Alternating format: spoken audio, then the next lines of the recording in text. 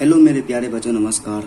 मेरा नाम संतोष और स्वागत है आप सभी का आपके अपना प्यारा सा यूट्यूब चैनल मां सरदे टीचिंग सेंटर में।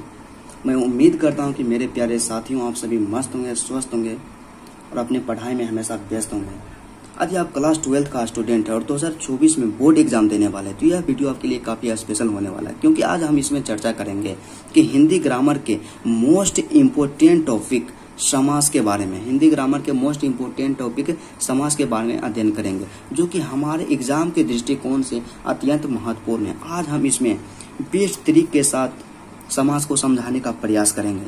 हमारे एग्जाम में समास से प्रत्येक साल 4 से 5 क्वेश्चन जरूर पूछे जाते हैं। 4 से 5 क्वेश्चन जरूर पूछे जाते हैं। यदि आप इस वीडियो के पूरी तरह शुरू से लेकर अंत तक देखते हैं तो आपको बोर्ड एग्जाम में 4 अंक पक्का है। और यदि आप मेरे इस चैनल के माध्यम से किसी भी सब्जेक्ट की तैयारी करते हैं तो अब की बार हिंदी में 100 में से 100 आने की 100% गारंटी है। तो चलिए आज का सेशन स्टार्ट करते हैं। हम लोग स्टार्ट करते हैं समास। समास को अंग्रेजी में कंपाउंड के नाम से जाना जाता है। तो चलिए समास के बारे में जानते हैं कि समास होता है क्या, समास कहते हैं किसको। तो इसकी परिभाषा की बात किया जाए कि समास जब दो या दो से अधिक पद अपने बीच की विभक्ति को त्याग कर आपस में मिलते हैं तो मिलने के इस प्रक्रिया को ही समास कहते हैं। जब 2 या 2 से अधिक पद अपने बीच की विभक्ति को त्याग कर आपस में मिलते हैं तो मिलने के इस प्रक्रिया को ही समास कहते हैं। मिलने की इस प्रक्रिया को ही समास कहते हैं। समास का जो सामान्य अर्थ होता है, जो शाब्दिक अर्थ होता है, वह संक्षेप या सम्मिलन होता है। समास का जो शाब्दिक अर्थ होता है वह संक्षेप या सम्मिलन होता है। जैसे उदाहरण के द्वारा हम समझते हैं कि पहला उदाहरण है कि बुद्धि से हीन। क्या है? बुद्धि से हीन। तो बुद्धि से हीन, तो इसमें क्या होता है? समास में हमेशा क्या रहेगा? जब दो पद रहेगा, क्या रहेगा? 2 पद। प्रथम पद है बुद्धि और दूसरा पद है हीन और इसके बीच का विभक्ति है से। तो आपने जब दोनों पद अपने बीच की विभक्ति से का लोप कर दिया और आपस में मिलके क्या बना दिया? बुद्धिहीन एक अलग शब्द बना दिया। तो इस शब्द अलग शब्द बनाने की इस प्रक्रिया को ही समास कहा जाता है। दूसरा उदाहरण की बात करते हैं कि राजा की कन्या। तो इसमें प्रथम शब्द है राजा और दूसरा शब्द है कन्या और इन दोनों के बीच के विभक्ति की है। आपस में दोनों मिल के एक शब्द क्या बना दिया? राज कन्या बना दिया। अपने बीच के विभक्ति की का लोप करके आपस में मिलकर एक शब्द, नया शब्द राजकन्या बना दिया। इस प्रक्रिया को ही क्या कहते हैं? समास कहते हैं। अब समास में हमें 2 चीज के बारे में जानकारी होना बहुत आवश्यक है। पहला है समस्त पद या समासिक पद और दूसरा है विग्रह। तो चलिए हम एक एक करके देखते हैं। पहला की बात करें जो कि समस्त पद या समासिक पद है। पहला है समस्त पद या समासिक पद। जब 2 या 2 से अधिक पद अपने बीच की विभक्ति को त्याग कर, क्या? जब 2 या 2 से अधिक पद अपने बीच की विभक्ति को त्याग कर मिलते हैं तो मिलने के बाद एक स्वतंत्र पद का निर्माण होता है। मिलने के बाद एक स्वतंत्र पद का निर्माण होता है जिसे समस्त पद या समासिक पद के नाम से जाना जाता है। क्या? जब 2 या 2 से अधिक पद अपने बीच की विभक्ति को त्याग कर आपस में मिलते हैं तो मिलने के बाद एक स्वतंत्र पद का निर्माण होता है जिसे समस्त पद या समासिक पद के नाम से जाना जाता है। जैसे उदाहरण के द्वारा हम समझते हैं कि पहला उदाहरण है पुस्तकों का आलय। क्या है? पुस्तकों का आलय। तो इसमें क्या 2 शब्द है। पहला शब्द पुस्तक है और दूसरा क्या है? आलय है। तो प्रथम पद हो गया पुस्तक और दूसरा क्या आ गया? आलय। इसके बीच का विभक्ति क्या है? का। इसके बीच की विभक्ति है का। मतलब ये दोनों जब शब्द आपस में मिलकर अपने बीच के विभक्ति को त्यागता है और आपस में मिलता है तो मिलने के बाद एक स्वतंत्र पद का निर्माण करता है, तो उसे ही कहते हैं क्या? समस्त पद या समासिक पद। यहाँ पे एक स्वतंत्र पद पुस्तकालय का निर्माण किया और पुस्तकालय को ही क्या बोलेंगे? समस्त पद या समासिक पद। दूसरा उदाहरण की बात करते हैं। इसमें है कि राजा का मंत्री। राजा का मंत्री, सबसे पहले इसमें ढूंढिए राजा का मंत्री है तो क्या करेगा, ये प्रथम पद हो गया राजा और द्वितीय पद हो गया मंत्री, तो इसके बीच का विभक्ति है का। ये दोनों आपस में अपने बीच के विभक्ति का लोप करके एक स्वतंत्र पद राजमंत्री का निर्माण किया, जिसे क्या कहते हैं समस्त पद या समासिक पद। मतलब दोनों शब्द मिलकर जिस नया शब्द का निर्माण करता है, मतलब दोनों शब्दों के मिलने से जो शब्द बनता है उसे ही समस्त पद या समासिक पद कहते हैं। उसके बाद है माता और पिता। क्या, माता और पिता। इसमें प्रथम पद है माता, दूसरा पद है पिता, दो पद हो गया। आपने इसके बीच का विभक्ति है और, तो ये दोनों शब्द अपने बीच के विभक्ति को त्याग कर दिया, माता पिता शब्द का एक स्वतंत्र शब्द माता पिता का निर्माण किया। इसे ही कहा जाता है समस्त पद या समासिक पद। दूसरा है विग्रह। विग्रह किसे कहा जाता है, समस्त पद में मौजूद, क्या समस्त पद में मौजूद जब दोनों पदों को हम उनके विभक्ति चिन्हों के साथ अलग अलग करके दिखाते हैं तो इसे ही विग्रह कहा जाता है। क्या, समस्त पद में मौजूद जब दोनों पदों को हम उनके विभक्ति के साथ अलग अलग करके दिखाते हैं तो उसे ही क्या कहा जाता है, विग्रह। क्योंकि हम लोग जानते हैं कि समस्त पद जो होता है उसमें दो पद होता है, पहला पद और दूसरा पद। क्या, पहला पद और दूसरा पद, तो दोनों समस्त पद में मौजूद प्रथम पद और द्वितीय पद को उसके विभक्ति चिन्हों के साथ जब अलग अलग कर देते हैं, विस्तार कर देते हैं तो उसे ही विग्रह कहा जाता है। जैसे पहला समस्त पद एक पहला में है राजमार्ग, तो सबसे पहले प्रश्न लाइए कि राजमार्ग कहेंगे किसको, तो राजमार्ग मतलब राजा का मार्ग। क्या हो गया, राजा का मार्ग। राजमार्ग का मतलब क्या हो गया, राजा का मार्ग। तो ये दोनों को लिख दिया, राजा का मार्ग विस्तार करके। इसके बीच का विभक्ति के साथ क्या, इसके बीच का विभक्ति है का, मतलब दोनों पद है प्रथम पद द्वितीय पद, इसके बीच का विभक्ति का। दोनों पदों को अपने विभक्ति चिन्हों के साथ विस्तार पूर्वक लिख दिए, इसे ही क्या कहा जाता है, विग्रह। सीधा सा समझना है कि कोई भी शब्द रहे उसको जब विस्तार से लिख देते हैं उसे ही विग्रह कहा जाता है। दूसरा एग्जाम्पल में है पंचचक्की, तो इसमें सोचिए कि पंचचक्की कहा जाता है किसको, तो पानी से चलने वाला चक्की। क्या, पानी से चलने वाली चक्की। पानी से चलने वाली चक्की को क्या कहा जाता है, पंचचक्की कहा जाता है। तो यही क्या हो गया, इसका विग्रह हो गया। मतलब सीधा सा देखना है कि मतलब विग्रह करना है तो कोई भी शब्द रहे उसको विस्तार करके लिख देना, वही उसका क्या हो गया, विग्रह हो गया। हम लोग दो छोटी छोटी चीजों के बारे में अध्ययन कर लिए। अब बात करते हैं कि समास के कितने भेद होते हैं। क्या, समास के कितने भेद होते हैं, समास के मुख्यतः 6 भेद होते हैं। समास के मुख्यतः 6 भेद होते हैं। पहला जो है तत्पुरुष समास, दूसरा कर्मधारय समास, तीसरा अवयवी भाव समास, चौथा द्विगु समास, पांचवा द्वंद्व समास और छठा जो है बहुव्रीहि समास। पहला क्या, तत्पुरुष समास, कर्मधारय समास, अवयवी भाव समास, द्विगु समास, द्वंद्व समास, बहुव्रीहि समास। अब हम सबको एक एक करके डिटेल से पढ़ते हैं, तो चलिए स्टार्ट करते हैं। पहला समास की बात करें जो कि द्विगु समास है। क्या है, द्विगु समास। तो द्विगु समास को पहचानने का एक सिंपल सा ट्रिक है। द्विगु समास को पहचानने का एक सिंपल सा ट्रिक है कि संख्या पूर्वे द्विगु। संख्या पूर्वे द्विगु मतलब इसको सीधा सा पहचानना है, एक शब्द में याद रखना है कि संख्या पूर्वे द्विगु। संख्या पूर्वे द्विगु का मतलब क्या हुआ, संख्या के मतलब हम लोग जानते हैं संख्या, अब पूर्वे का मतलब क्या हो गया, पहले, इसका हो गया द्विगु। मतलब जिस शब्द के पहले में संख्या आ जाए, क्या, जिस शब्द के पहले में संख्या आ जाए उसे क्या बोलेंगे, द्विगु समास। अर्थात जिस समासिक पद का पहला पद संख्यावाची हो, जिस समासिक पद का पहला पद संख्यावाची हो उसे द्विगु समास कहेंगे। सीधा सा समझना है कि समासिक मतलब कोई भी शब्द रहे उसमें 2 पद रहता है, प्रथम पद और द्वितीय पद। पहला पद यदि संख्यावाची आ जाए, क्या आ जाए, पहला पद क्या आ जाए, संख्यावाची, उसे ही बोलेंगे द्विगु समास। उदाहरण के द्वारा समझते हैं कि पंचवटी, पहला नंबर में पंचवटी, तो इसका विग्रह करिए पहले। क्या विग्रह कीजिए, पंचवटी किसको कहते हैं, तो 5 बटों का समूह। क्या, पंचवटी को मतलब 5 बटों का समूह। तो यहाँ पे क्या आ गया, 5। अब 5 क्या है, एक संख्या है, इसलिए पंचवटी क्या हो गया, द्विगु समास। दूसरा में त्रिलोक। तो सबसे पहले इसका विग्रह कीजिए, दिमाग में लाइए कि त्रिलोक कहते हैं किसको। तो त्रिलोक का मतलब होता है 3 लोकों का समूह। 3 लोकों का समूह। तो यहाँ पे क्या आ गया, 3 आ गया, 3 एक संख्या है इसलिए क्या हो गया, त्रिलोक द्विगु समास। उसके बाद आता है चौराहा। चौराहा किसको कहते हैं? तो चार राहों का जो समूह होता है, समारोह रहता है, उसे ही चौराहा कहते हैं। तो यहाँ पे आ गया चार, और चार एक संख्या है, एक नंबर है, इसलिए चौराहा क्या हो गया? एक द्विगु समास। लेकिन फिर भी यदि हमको विग्रह करने में परेशानी हो रही है, विग्रह करने के लिए नहीं आ रहा है, तो उसमें पहला शब्द देखिए, शुरू वाला देखिए। जैसे इसमें पंचवटी में है पंच, पंच का मतलब पांच, द्विगु समास। त्रिलोक, त्रिलोक में है त्रि का मतलब तीन, द्विगु समास। चौराहा, चौराहा में है चौ का मतलब क्या हो गया? चार, तो चौराहा क्या हो गया? द्विगु समास। दूसरा नंबर में आता है द्वंद्व समास। क्या?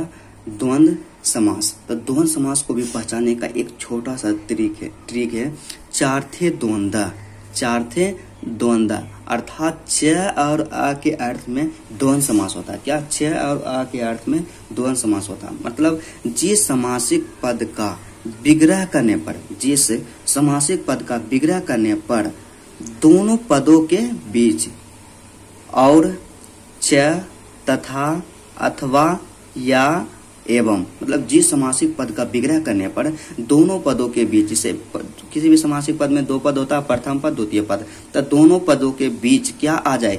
और, च, तथा, अथवा, या, एवं आने की इस सब में से कोई भी शब्द आ जाए, उसे क्या बोलेंगे?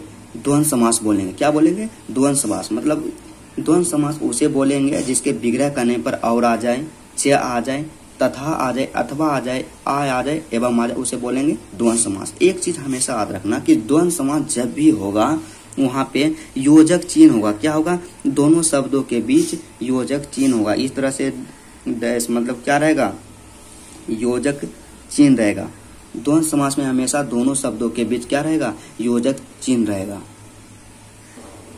उदाहरण के द्वारा हम देखें, जैसे राम लक्ष्मण। क्या? राम लक्ष्मण, तो इसके बीच में क्या है? एक योजक चिन्ह है, हो गया राम और लक्ष्मण। इसका विग्रह करते हैं तो राम और लक्ष्मण, क्या आ गया? और, तो जब और आ जाए तो क्या हो गया? द्वंद्व समास हो गया। उसके बाद है गुण दोष। तो गुण दोष का जब हम विग्रह करेंगे तो गुण और दोष क्या आ गया? और, तो और क्या है? और आ गया, बीच में दोनों शब्दों के बीच हो गया द्वंद्व समास। या उसको सिंपल से पहचाना कि इसके बीच में क्या है? योजक चिन्ह है। योजक चिन्ह का मतलब सीधा सा समझ लेना है कि द्वंद्व समास, क्योंकि अधिकांश द्वंद्व समास में ही योजक चिन्ह आते हैं। और एक चीज और याद रखना है कि द्वंद्व समास का दोनों पद प्रधान होता है। क्या होता है? द्वंद्व समास का दोनों पद क्या होता है? प्रधान होता है। मतलब दोनों शब्द मुख्य शब्द रहेगा, उसे क्या बोलेंगे? द्वंद्व। अगला समास की बात करें कि तत्पुरुष समास। तत्पुरुष समास कहा किसे जाता है? तो जिस समासिक पद का अंतिम पद प्रधान हो, जिस समासिक पद का अंतिम पद प्रधान हो और उनके बीच से विभक्ति चिन्ह का लोप हो जाए। जिस समासिक पद का अंतिम पद क्या हो? प्रधान हो और उनके बीच से विभक्ति चिन्हों का लोप हो जाए, उसे क्या बोलेंगे? तत्पुरुष समास बोलेंगे। मतलब कर्म से लेके अधिकरण तक, अधिकरण कारक तक विभक्ति चिन्ह का यदि लोप हो जाता है तो उसे ही तत्पुरुष समास बोलते हैं। हम लोग क्लास 10th में कारक के बारे में पढ़े होंगे कि कारक किसको कहते हैं। तो चलिए, कारक जो होता है, कुल कारकों की संख्या होती है 8। मतलब 8 कुल कारक कितने होते हैं? 8। तब प्रथम मतलब कर्ता, प्रथम और अंतिम वाला को छोड़ के, प्रथम और अंतिम वाला का छोड़ के जितना भी हो गया 6 कारक हो गया। बचा कितना? 6। प्रथम और अंतिम को छोड़ दिए तो 6 बच गया। तो 6 में से किसी का भी विभक्ति चिन्ह का लोप हो जाए, उसे क्या बोलेंगे? तत्पुरुष समास। जैसे को का लोप हो जाए, से द्वारा का लोप हो जाए, को या के लिए का लोप हो जाए, से का लोप हो जाए, या का, के, की का लोप हो जाए, या में का लोप हो जाए, या पर का लोप हो जाए। मतलब सीधा सा समझना है कि यदि किसी समासिक पद का विग्रह करने पर इस सब में से कोई भी शब्द आ जाए, इस सब में से कोई भी शब्द आए, उसे बोलेंगे तत्पुरुष समास। अर्थात जब उसका विग्रह करेंगे तब को आ जाए, से द्वारा आ जाए, या को के लिए आ जाए, या से आ जाए, या का, के, की आ जाए, या में या पर आ जाए, उसे क्या बोलेंगे? तत्पुरुष समास। लेकिन फिर भी तत्पुरुष समास को 6 वर्गों में बांटा गया है कि तत्पुरुष समास को कितने प्रकार के होते हैं? 6 प्रकार के। तो चलिए एक एक करके अध्ययन करते हैं। पहला क्या होता है? कर्म तत्पुरुष। तो कर्म तत्पुरुष का मतलब क्या हो गया? को का लोप हो जाता है। क्या होता है? को का लोप हो जाता है। जैसे स्वर्गगात, स्वर्गगत का मतलब क्या हो गया? स्वर्ग को गया हुआ, स्वर्ग को गया हुआ। तो किसका आ गया? विग्रह करने पर को आ गया, इसलिए क्या बोलेंगे? कर्म तत्पुरुष। दूसरा क्या है, दूसरा एग्जाम्पल में है सिर तोड़। सिर तोड़ का मतलब सिर को तोड़ने वाला। इसका विग्रह किए क्या आ गया, को, मतलब सीधा सा देखना, यदि विग्रह करने पे को आ जाए तो हो गया कर्म तत्पुरुष। उसके बाद एक करण तत्पुरुष, जिसे तृतीय तत्पुरुष के नाम से भी जाना जाता है। मतलब इसमें विभक्ति चिन्ह से का लोप हो जाता है। मतलब जहां विग्रह करने पर से आ जाए, मतलब जिस समासिक पद का विग्रह करने पर से आ जाए उसे करण तत्पुरुष कहते हैं। जैसे देह चोर, तो देह चोर का मतलब क्या हो गया, देह से चोर। तो इसका विग्रह क्या करने पर क्या आ गया, से आ गया, इसलिए इसे क्या बोलेंगे, करण तत्पुरुष बोलेंगे। उसके बाद आता है कि संप्रदान तत्पुरुष। संप्रदान तत्पुरुष का मतलब इसमें हमेशा के लिए का लोप हो जाए। क्या होता है, किसका होता है, के लिए का लोप हो जाता है, इसे बोलेंगे संप्रदान तत्पुरुष। जैसे एग्जाम्पल के द्वारा देखते हैं कि देव आलय, क्या है, देव आलय। तो देव आलय का मतलब क्या होता है कि देवता के लिए आलय, देवता के लिए आलय। इसमें क्या आ गया, विग्रह करने पर के लिए, मतलब विग्रह करने पर के लिए आ जाए उसे बोलेंगे संप्रदान तत्पुरुष या चतुर्थी तत्पुरुष। उसके बाद होता है कि आपादान तत्पुरुष, जिसे पंचमी तत्पुरुष के नाम से जाना जाता है। तब इसमें आपादान तत्पुरुष में यदि उसका अथी करेंगे ना, विभक्ति चिन्ह से का लोप होता है। क्या होता है, से का लोप, मतलब जब विग्रह से उसका समस्त पद या समासिक पद बनाते हैं तो से का लोप हो जाता है।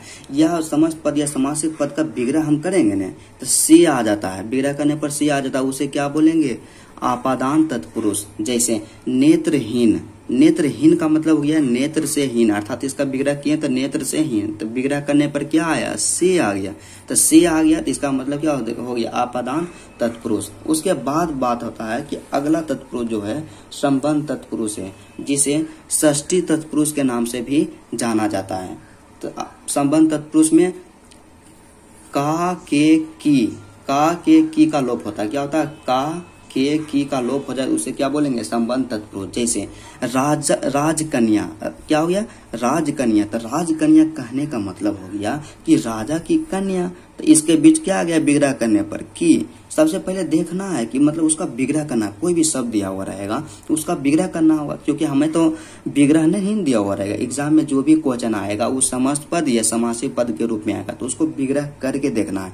तो राजकन्या है, तो राजकन्या का मतलब क्या हो गया, राजा का कन्या, राजा की कन्या। तो इसका विग्रह किए तो की आ गया, तो इसलिए इसका मतलब की आया। जब इधर से इसको बनाएंगे, राज की कन्या को जब संक्षेप करेंगे तो क्या हो जाएगा, राजकन्या। मतलब की का इधर लोप हो गया, तो उतना दिमाग नहीं लड़ाना है, सीधा सा देखना कि जो भी शब्द हमारे पास दिया हुआ रहेगा उसको विग्रह करके देखना है। तो इसको विग्रह किए तो राजा की कन्या, की का लोप हो रहा है, तो इसलिए संबंध तत्पुरुष। उसके बाद श्रमदान, श्रमदान का मतलब श्रम का दान, श्रमदान का मतलब श्रम का दान। तो श्रम का दान का मतलब क्या हो गया, यहाँ पे विभक्ति चिन्ह का आ गया, तो का मतलब क्या हो गया, संबंध तत्पुरुष। मतलब सीधा सा देखना है कि यदि का के की आ जाए विग्रह करने पर तो उसे बोलेंगे संबंध तत्पुरुष। उसके बाद अगला तत्पुरुष की बात करते हैं जो कि अधिकरण तत्पुरुष के नाम से जाना जाता है। अधिकरण तत्पुरुष में हमेशा में का लोप होता है। किसका लोप होता है, में का लोप हो जाता है, या विग्रह करने पर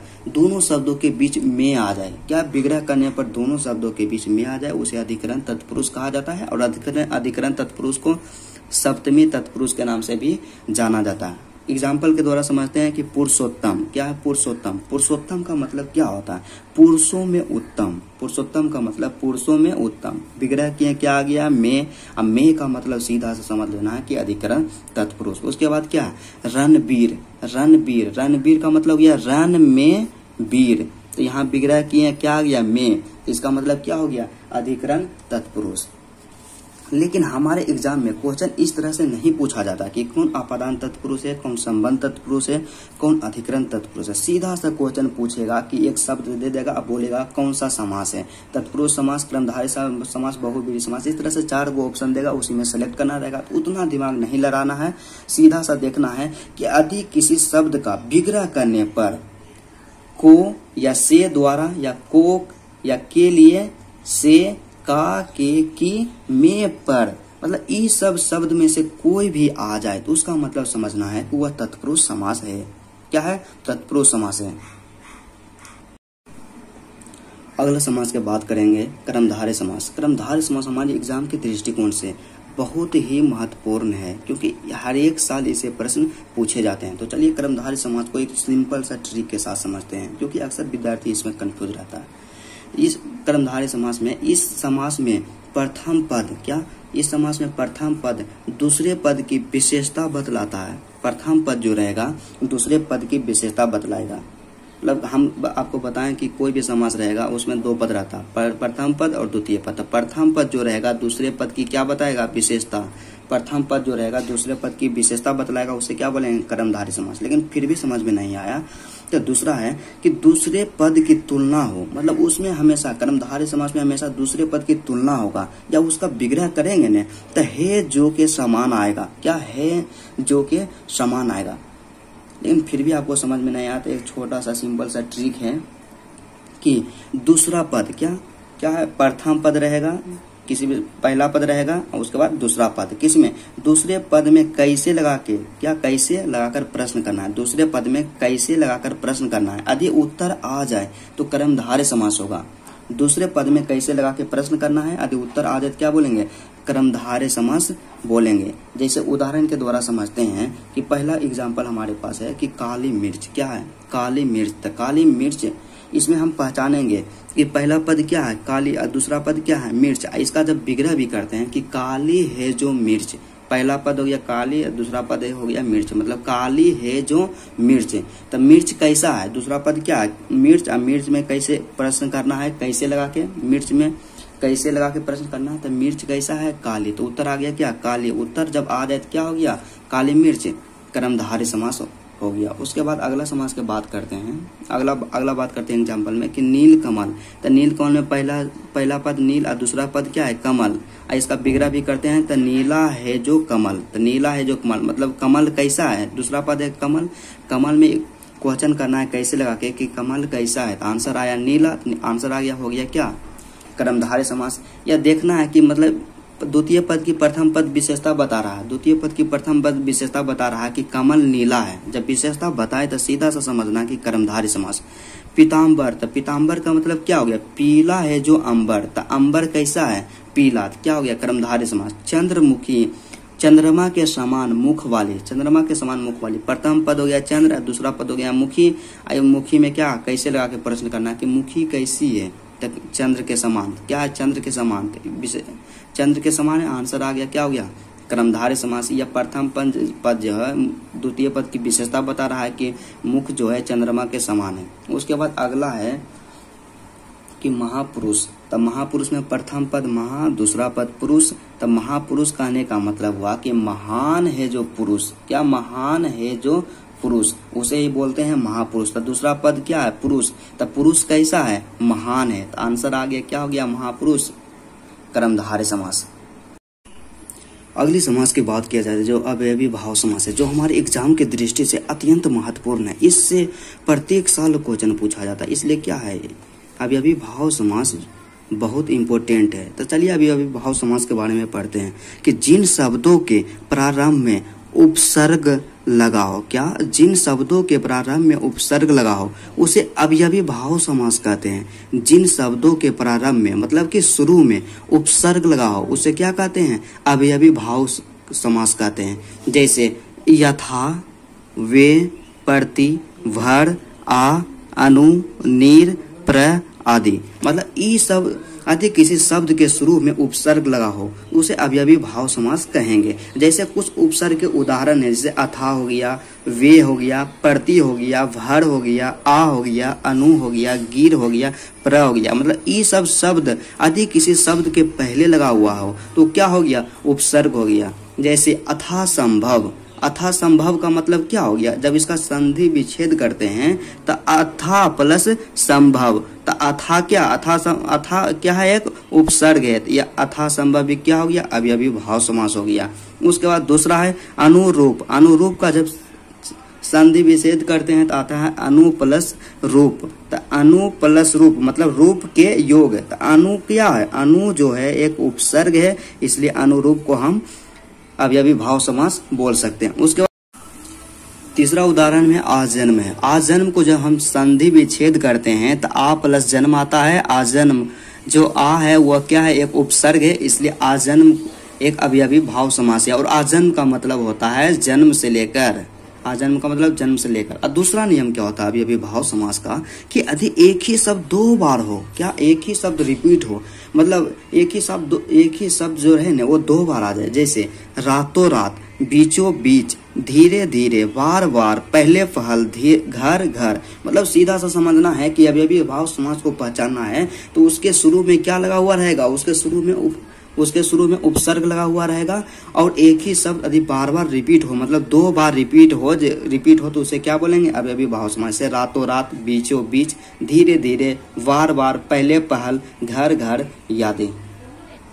उसके बाद छठा और अंतिम समास जो होता है वह बहुव्रीहि समास होता है। तो चलिए बहुव्रीहि समास के बारे में जानते हैं कि बहुव्रीहि समास क्या है।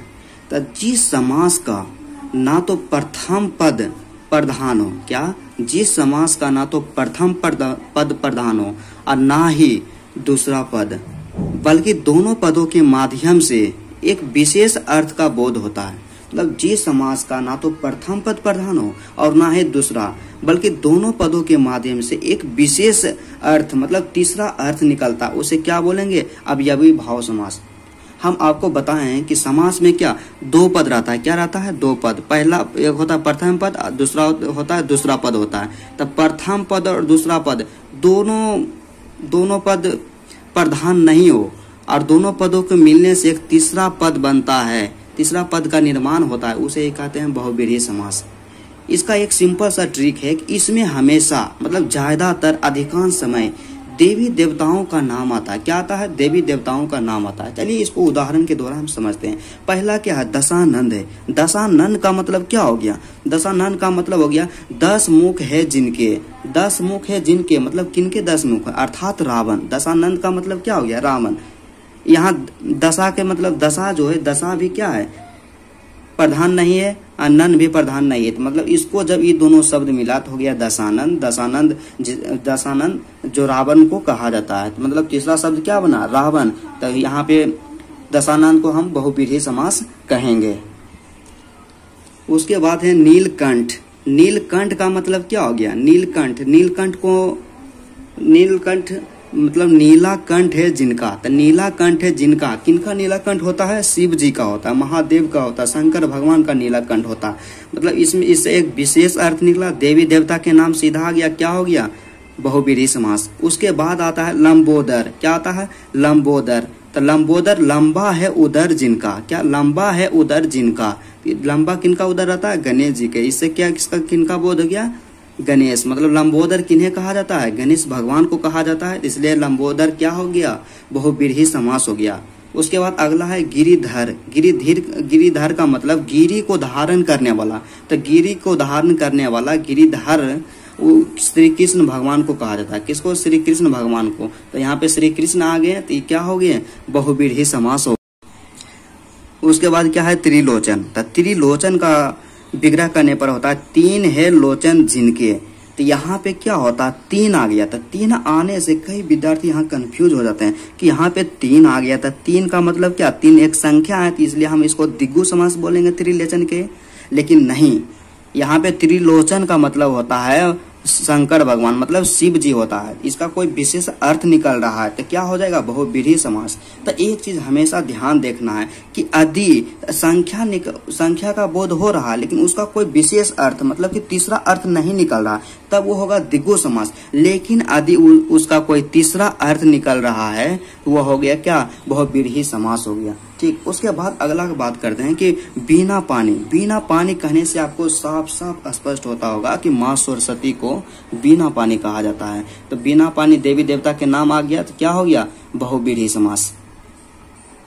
हम लोग एक एक करके 6 समास के बारे में अध्ययन कर लिए हैं। चलिए अब पिछले साल पूछे गए कुछ महत्वपूर्ण सवाल के बारे में, मतलब महत्वपूर्ण सवाल को देखते हैं, उसको बनाने का प्रयास करते हैं कि हमने जो पढ़ा उनसे क्वेश्चन बनता है या नहीं। तो चलिए हमारे पास 2023 में एक क्वेश्चन पूछा गया है कि जी जान कौन समास है, जी जान कौन समास है। तो सबसे पहले आप यहाँ देखिए क्या है, योजक चिन्ह लगा हुआ है। तो जब योजक चिन्ह लगा हुआ रहता है तो पॉसिबिलिटी रहता है कि वह द्वंद्व समास होता है। और द्वंद्व समास में हम क्या बताएं, जब वो रहेगा जोड़ा के रूप में रहेगा, जैसे दुल्हा दुल्हन, माता पिता, इस तरह से रहेगा। जैसे जी जान आ गया तो क्या हो गया, द्वंद्व समास हो गया। ठीक। उसके बाद अगला है कि कमल नयन है। क्या है? कमल नयन। तो कमल नयन कौन सा समास है? ये भी 2023 में प्रश्न पूछा गया है। तो कमल नयन का मतलब क्या हो गया? यहाँ पे तुलना करा। इसमें प्रथम पद क्या है? कमल, और द्वितीय पद है क्या? नयन। तो मतलब प्रथम पद जो कमल है वो नयन का क्या विशेषता बता रहा है। तो जब विशेषता प्रथम पद दूसरे पद की विशेषता बतलाता है तो उसे क्या कहते हैं? क्रमधारय समास कहते हैं। क्या कहते हैं? क्रमधारय समास कहते हैं, क्योंकि नयन कैसा है? कमल के समान है। अगला है कि आजीवन। आजीवन शब्द कौन समास है? अवयवी भाव समास, तत्पुरुष समास, क्रमधारय समास, द्वंद्व समास। तो आजीवन को आप देखिए अच्छा से कि यहाँ पे आ लगा है। आ क्या है? एक उपसर्ग है, इसलिए आजीवन हो गया अवयवी भाव समास। क्योंकि जब उपसर्ग आता है किसी शब्द के पहले तो वह अवयवी भाव समास होता है। उसके बाद अगला सवाल है कि अथा शीघ्र शब्द कौन समास है? ये भी 2023 में क्वेश्चन पूछा गया है। पहला है तत्पुरुष समास, दूसरा अवयवी भाव समास, तीसरा बहुव्रीहि समास, चौथा द्वंद्व समास। तो सबसे पहले अथा शीघ्र को देखिए कि अथा प्लस शीघ्र। अथा जो है एक क्या है? उपसर्ग है। जब उपसर्ग रहता है किसी शब्द के पहले तो उसे अवयवी भाव समास कहते हैं। नेक्स्ट सवाल देखते हैं कि चतुर्भुज शब्द कौन समास है? चतुर्भुज शब्द कौन समास है? ये 2022 में प्रश्न पूछे गए हैं, 2022 में। तो पहला है दिग्गु समास, द्वंद्व समास, तत्पुरुष समास, अवयवी भाव समास। चतुर्भुज किसको कहते हैं? जिसके चार भुजा होते हैं। चार भुजा है जिनके। तो यहाँ चतुर का मतलब क्या हो गया? चार। तो जब संख्या का बोध हो गया तब क्या हो गया? दिग्गु समास। क्योंकि जब संख्या का बोध होता है तो क्या होता है? दिग्गु समास होता है। उसके बाद अगला क्या है? देश विदेश शब्द कौन समास है? 2022 में क्वेश्चन पूछा गया है। तो सब पहला है दिग्गु समास, दूसरा बहुव्रीहि समास, तीसरा क्रमधारय समास और चौथा है द्वंद्व समास। तो यहाँ पे देखिए देश विदेश में यहाँ पे योजक चिन्ह लगा हुआ है और एक दूसरे के मतलब मिलता जुलता शब्द है, उल्टा शब्द है। देश और विदेश दोनों शब्द आपस में प्रधान है। देश भी प्रधान शब्द है, अब विदेश भी प्रधान है। क्या हो गया? देश विदेश हो गया द्वंद्व समास, क्योंकि द्वंद्व समास का दोनों पद प्रधान होते हैं और उनके बीच हमेशा योजक चिन्ह लगे होते हैं। उसके बाद है राष्ट्रगीत कौन समास है? 2021 में प्रश्न पूछा गया है कि राष्ट्रगीत कौन समास है? पहला बहुव्रीहि समास, दूसरा द्वंद्व समास, तीसरा नय समास, चौथा तत्पुरुष समास। तो सबसे पहले राष्ट्रगीत का विग्रह कीजिए। तो राष्ट्रगीत किसको कहते हैं? तो राष्ट्र का गीत को क्या बोलेंगे? राष्ट्रगीत। तो विग्रह करने पर क्या आया? का आया, मतलब कारक चिन्ह आया। जब कारक चिन्ह आता है तो क्या होता है? तत्पुरुष समास। उसके बाद अगला सवाल है कि सदा नीरा शब्द कौन सा समास है? जो कि 2021 में पूछा गया है। पहला है बहुव्रीहि समास, तत्पुरुष समास, दिग्गु समास, द्वंद्व समास। सदा नीरा का कहने का मतलब से हो गया, पहला है बहुव्रीहि समास, दूसरा तत्पुरुष समास, तीसरा दिग्गु समास और चौथा द्वंद्व समास। सदा नीरा कहने का मतलब हो गया कि सदा नीरा पहले तोड़िए। सदा प्लस नीरा ना तो इसका प्रथम पद प्रधान है और ना ही दूसरा पद प्रधान है। सदा नीरा गंगा नदी को कहा जाता है। किसको कहा जाता है? सदा नीरा किसको कहा जाता है? गंगा नदी को कहा जाता है। किसको? गंगा नदी को कहा जाता है। तो एक विशेष अर्थ का बोध हो गया तो यहाँ पे क्या हो जाएगा? बहुव्रीहि समास सदा नीरा। उसके बाद तीर्थ आत्री कौन समास है? 2021 में क्वेश्चन पूछा गया। पहला तत्पुरुष, दूसरा क्रमधारय, तीसरा दिग्गु और चौथा बहुव्रीहि समास। तीर्थ आत्री मतलब तीर्थ के लिए जो आत्री होता है निकलता है उसे क्या कहते हैं? तीर्थ आत्री। तो के लिए आ गया मतलब कारक चिन्ह आ गया तो क्या हो गया? तत्पुरुष समास हो गया। यही कुछ प्रश्न थे जो 1-2 साल में पूछा गया और कई ऐसे प्रश्न हैं जो पिछले साल। तो चलिए आज का वीडियो यहीं तक रखते हैं। यदि इस वीडियो से आपको थोड़ा सा भी सीख मिला तो इस चैनल को सब्सक्राइब जरूर कीजिए, क्योंकि इस चैनल में हम पढ़ाते ही नहीं बल्कि यह भी बताते हैं कि बोर्ड एग्जाम में कॉपी किस तरह से लिखा जाता है। क्योंकि कोई टॉपर बनता है तो वो किस तरह से लिखता है कि वो टॉप कर जाता है। क्योंकि लिखता तो हर कोई है, लेकिन टॉप एक ही क्यों करता है? टॉप एक ही इसलिए करता है क्योंकि उसके लिखने का जो तरीका होता है औरों से डिफरेंट होता है। इसलिए आपको भी पता होना चाहिए कि एक टॉपर किस तरह से लिखता है और हमें किस तरह से लिखना चाहिए कि हमारे बोर्ड एग्जाम में बेहतर अंक आए। यदि आप इस तरह से अपना नॉलेज को इंक्रीज करना चाहते हैं तो इस चैनल पे बने रहिए। So please like this video and subscribe my channel.